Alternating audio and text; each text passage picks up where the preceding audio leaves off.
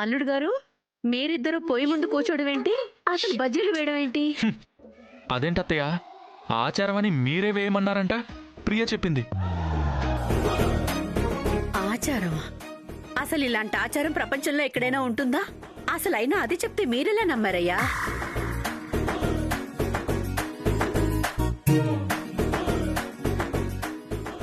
మరి లోపల నుంచి మీ వాయిస్ వినబడింది. నేను కూరగాయల కోసం బయటికి వెళ్లి చాలా సేపు అయింది.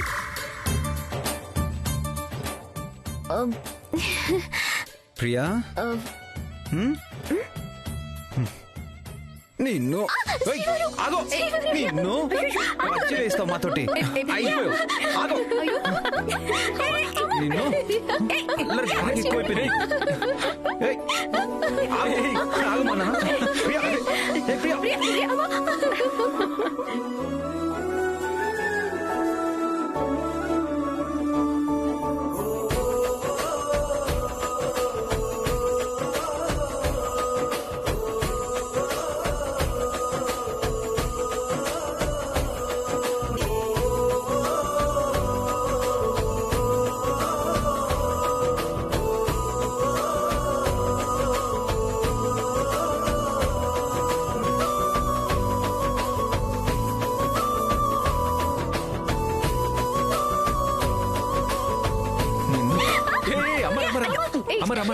చూడు బ్రో. ప్రియా, ఏంటి ఈ అల్లరి చేష్టలు? సరదా కోసమమ్మా. రాధిక, నువ్వైనా చెప్పొచ్చు కదా. నన్ను ప్రియానే చెప్పొద్దని అడ్డుపడింది.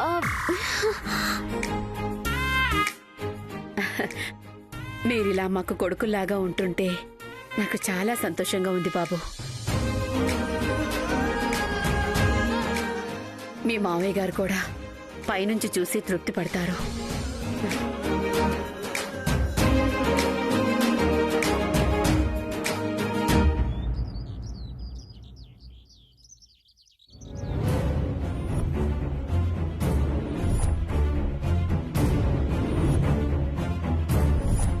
రాధిక నా మనవణ్ణి ఎందుకు దూరం పెడుతోందో తెలుసుకోవాలి.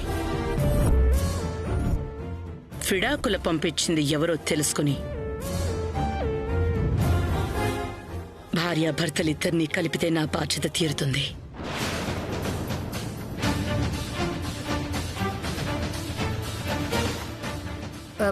పిలిచావేంటత్తయ్య? నేను అడిగిన వాడికి మీరిద్దరూ సరిగ్గా సమాధానం చెప్పాలి. తల తిక్కగా జవాబు చెప్తే నాకు తిక్కరేగి మిమ్మల్ని ఇంట్లోంచి బయటికి గెంటేస్తాను. పిన్నిగారు, మీకు కోపం తెప్పించే పని చెయ్యం. అడగండి, చెప్తాం. మీరింట్లో ఎప్పటి నుంచి ఉంటున్నారు? కైలాషు పెళ్ళైనప్పటి నుంచి ఇక్కడే ఉంటున్నాం అత్తయ్య.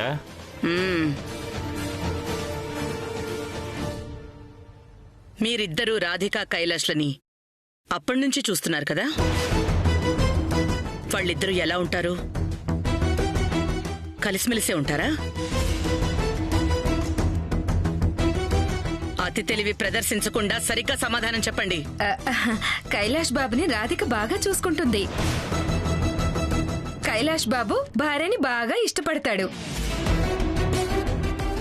అయితే ఒకరి మీద ఒకరికి ప్రేమ ఉంది అంటావు? అవును పిన్నిగారు. నువ్వు చెప్తున్న ప్రకారం అంత అన్యోన్యంగా ఉండే జంట కలిసి కాపురం చేస్తున్నారా లేదా? అసలు కాపురం అన్న మాటే లేదు పిన్నిగారు. అందులో సందేహమే లేదు. కాపురం చేసుంటే పెళ్ళే ఎన్ని నెలలవుతుంది. రాధిక కడుపున ఒక కాయ కాయాలిగా. నేనైతే నా పెళ్ళైన 3 నెలలకే కడుపుతూ ఉన్నాను. నేనడుగుతోంది నీ గురించి వివరాలు చెప్పమని కాదు. అతి తెలివి చెయ్యొద్దు నా ముందు. నిజం చెప్పమన్నారుగా అత్తయ్య. హద్దులు దాటితే తాట తీస్తానని కూడా చెప్పాను.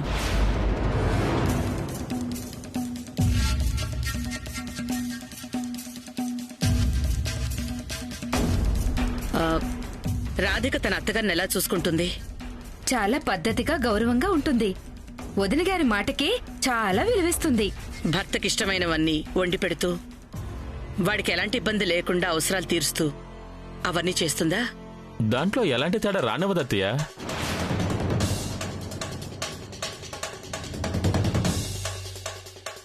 మరి ఏమై ఉంటుంది?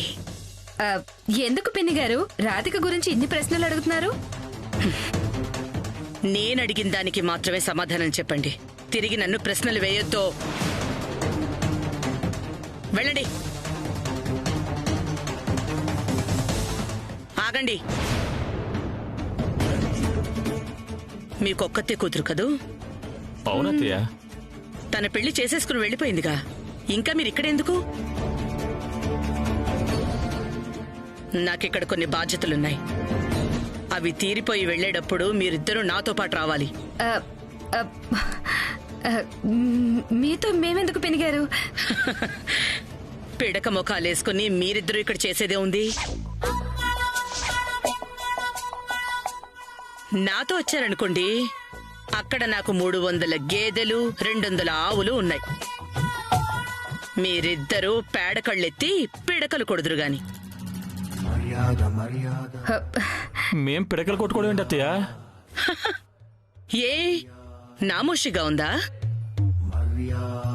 నేను రోజు వాకిలూడ్చి పేడ నీళ్లతో కళ్ళాపి కొట్టి పిడకలు గోడ కొట్టేదాన్ని. గట్టిగా కొడితే నా చేతి అచ్చు పిడకల మీద అలా ఉండేది. ఈవిడేదో భానుమతిలోగా ఫీల్ అయిపోతుంది. హా, నేను భానుమతి లాంటి దాన్నే. చిన్నప్పటి నుంచి భానుమతి పెద్దమని చూస్తూ పెరిగాను కదా. నా మాట వరస, ప్రవర్తించే తీరు అప్పుడప్పుడు అలాగే ఉంటుంది. నోరు జారితే నేను నాలుక చీరేసే పద్ధతి కూడా అలాగే ఉంటుంది. వెళ్ళండి ఇక్కడి నుంచి.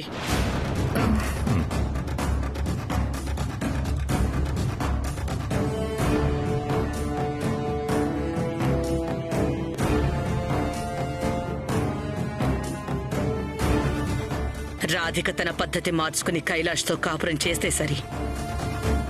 లేదంటే నా మనవడి గురించి వేరే ఆలోచన చెయ్యక తప్పదు.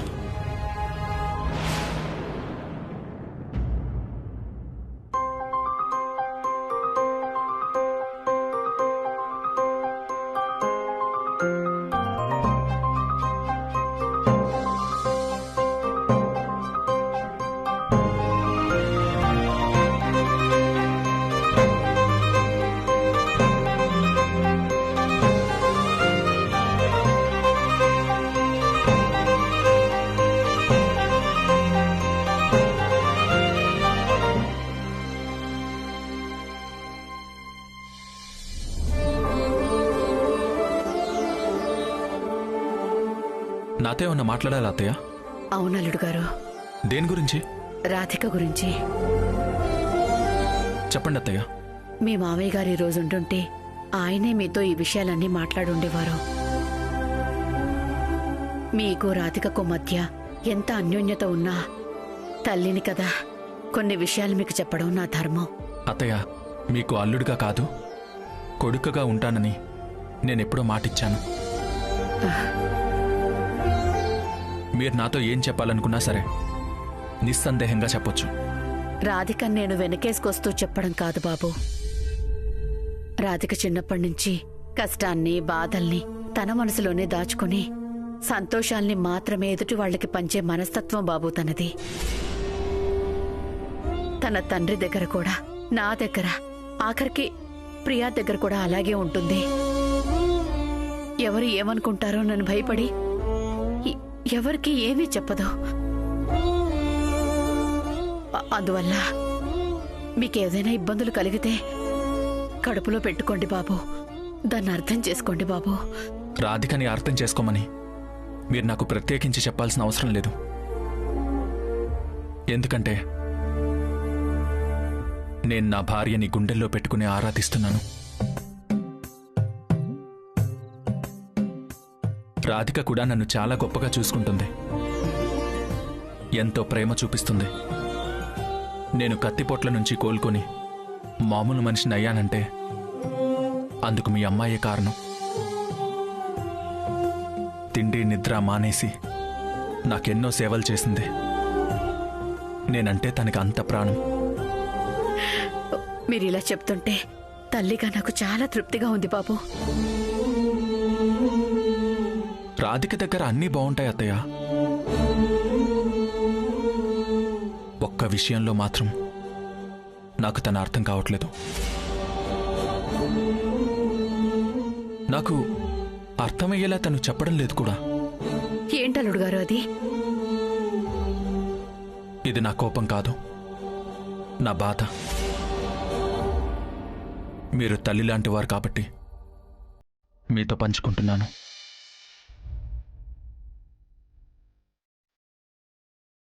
ఇంతవరకు ప్రతిదీ నేను చెప్పుకునే మా అమ్మకు కానీ, చిన్నప్పటి నుంచి ఎత్తుకుని పెంచిన మా నానమ్మకు కానీ, మరొకరికి కానీ ఈ సంగతి చెప్పలేదు.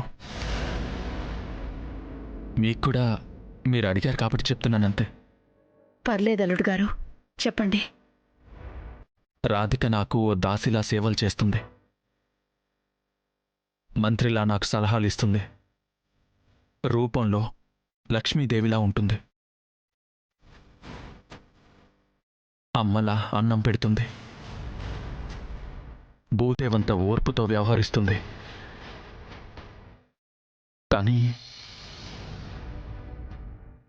కానీ నాకు మాత్రం దగ్గరవ్వట్లేదు.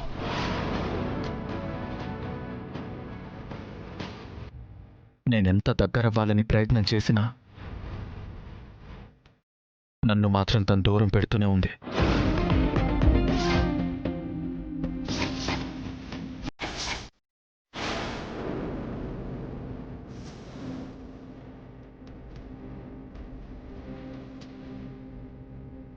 కారణం ఏంటనేది కూడా చెప్పదు. ఏం చెప్తున్నారు అల్లుడు గారు? అవును అత్తయ్య గారు, దాంపత్య జీవితానికి దూరంగా ఉంటూ వస్తున్నాం.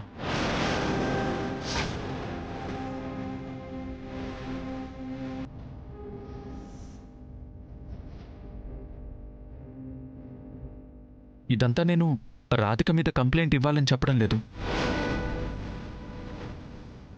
మీరు రాధికని నిలదీయాలనేది కూడా నా ఉద్దేశం కాదు.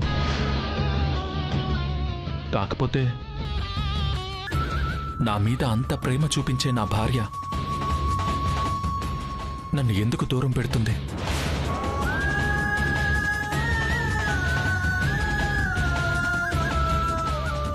ఎంత ప్రయత్నం చేసినా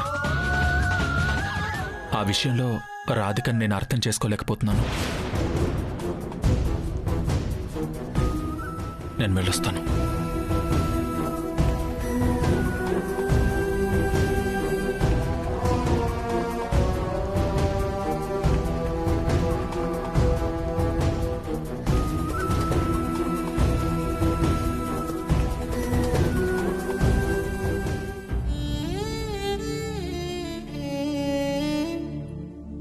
ఇప్పుడు కానీ నేను గదిలోకి వెళితే కైలాష్ గారు నన్ను దగ్గరకు తీసుకునే ప్రయత్నం చేస్తారేమో. ఇంటి దగ్గర అంటే పనుందను ఏదో ఒక సాకు చెప్పి తప్పించుకున్నాను. ఇక్కడ అవకాశం కూడా ఉండదు. ఆయన్ని బాధ పెట్టిందని అవుతానేమో. ఏం చేయాలి?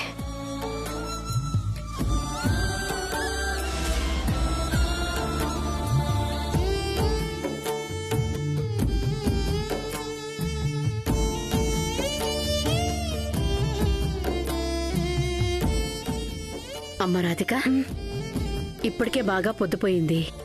ఈ టైంలో నిద్రపోకుండా నువ్వు ఇక్కడేం చేస్తున్నావమ్మా? అల్లుడు గారు నీకోసం చూస్తున్నారేమో. వెళ్ళి పడుకోమ్మా.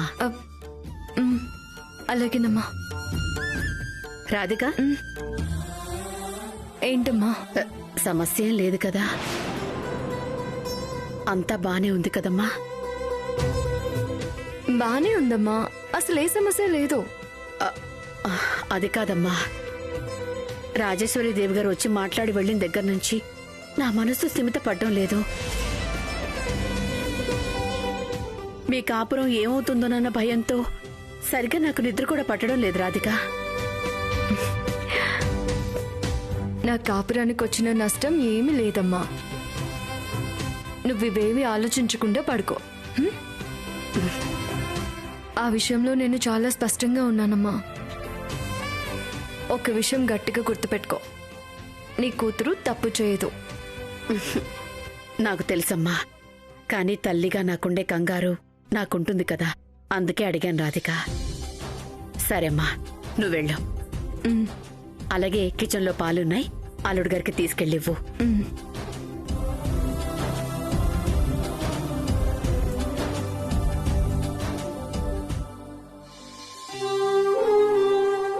భగవంతుడా, నా చిన్న కూతురు జీవితం బాగానే ఉంది, కానీ పాపం రాధికే ఎదుటి వాళ్ళని బాధ పెట్టకూడదని తన భారాన్ని తన మీదే వేసుకుంటుంది. నా పెద్ద కూతురి జీవితం బాగుండేలా చూడు స్వామి.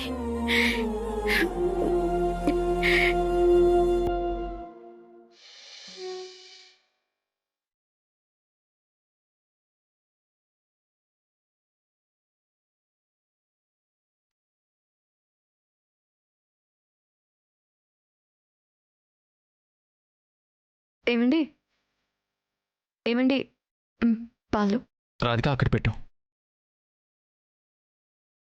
పాలు తాగాక చదువుకోండి. తర్వాత తాగుతానులే రాధిక. నవల చాలా ఇంట్రెస్టింగ్గా ఉంది. నువ్వు వచ్చి కూర్చో.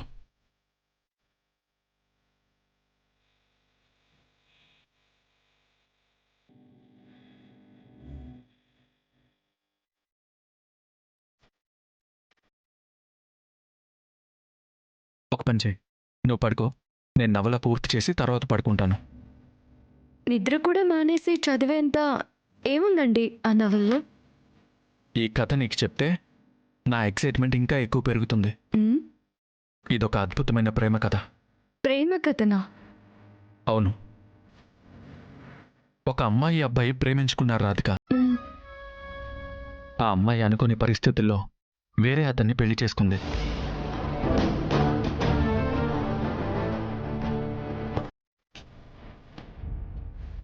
ఒకరోజు ప్రేమించిన వ్యక్తి ఆ అమ్మాయి భర్త దగ్గరకు వెళ్ళి, నేను ప్రేమించిన అమ్మాయి నాకు కావాలి అని అడిగాడు.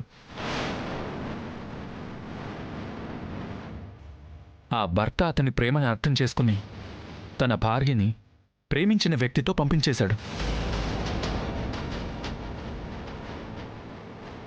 ప్రేమ కోసం త్యాగమైతే చేశాడు, కానీ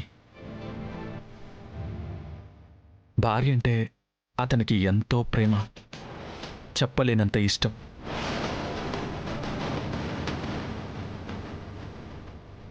ప్రేమని గెలిపించిన తృప్తి ఉందేమో, కానీ తాను ప్రాణంగా చూసుకునే భార్య దూరమైందన్న ఆవేదన మాత్రం ఆ భర్తకు మిగిలింది.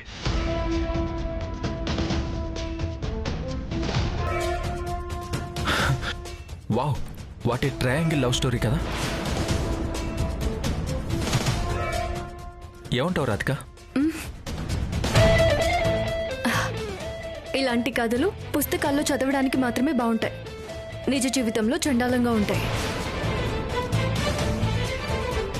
అయినా ఆ అమ్మాయికైనా బుద్ధుండక్కర్లా? భర్త పంపిస్తే ప్రేమించిన వాడితో వెళ్ళిపోతుందా? ప్రేమ గొప్పదే కాదనను, పెళ్లి ఇంకా గొప్పది. ప్రేమతో మనసులు మాత్రమే ముడిపడతాయి, కానీ తాళిబంధంతో రెండు కుటుంబాలు ఒకటవుతాయి. మన పరువు, ప్రతిష్ట, గౌరవ మర్యాదలు అన్నీ ముడిపడి ఉంటాయి. పెద్దవాళ్ల మనోభావాలు ఆధారపడి ఉంటాయి. ప్రేమ గెలిచి పెళ్లి చేసుకుంటే సరే, కానీ పెద్దలు కుదిర్చిన పెళ్లి చేసుకుని బంధుమిత్రులతో అక్షంతలు వేయించుకొని ఆ పెళ్లిని అపహాస్యం చేసి ప్రేమించిన వాడితో వెళ్లిపోవడం చాలా నీచంగా ఉంటుంది. మీరు ఫస్ట్ ఇలాంటి బుక్స్ చదవడం మానేయండి. Radhika, cool cool cool. Radhika, ఇవన్నీ జస్ట్ కల్పిత కథలు మాత్రమే. నువ్వు లైట్ తీసుకో. ఓకే, చదవను. కూల్, పడుకో.